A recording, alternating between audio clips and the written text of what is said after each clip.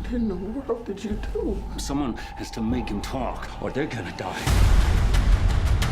5 days we got now. We're running out of time. You don't even know that it's him. He left him with someone, and he knows where this guy is. Why aren't you telling me?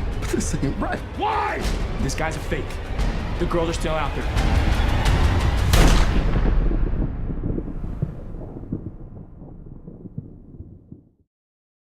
I just came up with this, because it is such an extreme, horrible thing, and then it almost defies, kind of human nature to commit crimes like this, and the idea that someone would be so angry and feel so betrayed by God, someone who truly did believe in, a very devout human being, and that and by doing this thing, they're getting revenge on God by, turning these people whose children had disappeared into demons, and basically the way the crimes affect the people who aren't the actual victims, but the people who are left behind, and what it turns them into, and that concept seemed interesting, and it just seemed like a believable motivation to me in a weird sort of way, and usually characters like this don't necessarily have a real, modus operandi as this one does, and this one just kind of made a strange sort of sense to me.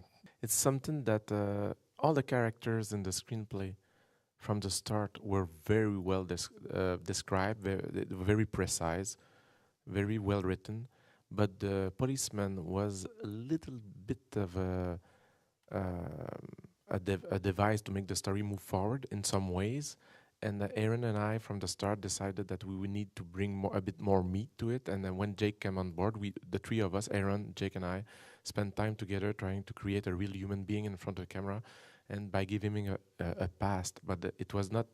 It was just to give some clues to the audience that they will understand where he was coming from, why he was reacting so strangely in front of a fatherhood figure, and his relationship to violence, and to try to link him with the themes of the films, and it was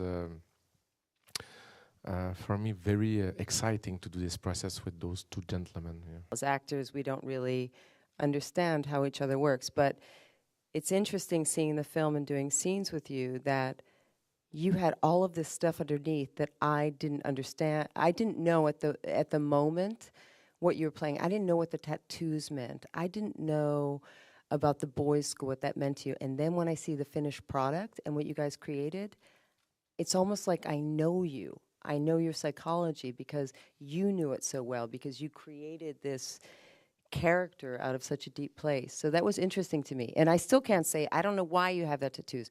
All I know is doing scenes with you and your character, I knew that there was something going on that I couldn't put my finger on. I don't know. I love the ending. I deeply, deeply love the ending. I think it's got so much courage, and you see the courage.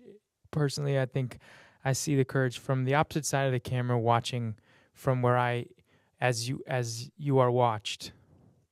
You see that from the director who's watching you, and the cinematographer at the very end, to the producers, to the very inception from the writer. That choice is ballsy. And it's a group of people who, made some pretty ballsy choices. And I always loved it at the end. In fact, I remember sitting on the steps in Toronto filming the other movie, having read the script and telling Denis, I love the ending. The ending is it's like that Pelham 1, 2, 3, it's just like that. You're just like, it goes black. You're like, oh, fuck, now I have to sit with myself? Fuck. Sorry, I swear a lot in Q&As, but not in my real life. It's just a great place to just fucking get it out, But it just right on down the line, for every single person working on the movie, and particularly on the opposite side of the camera, it's just such a courageous move for such a large scale movie, to leave the audience with that question mark. And I love it, and I loved it, and I will continue to love it.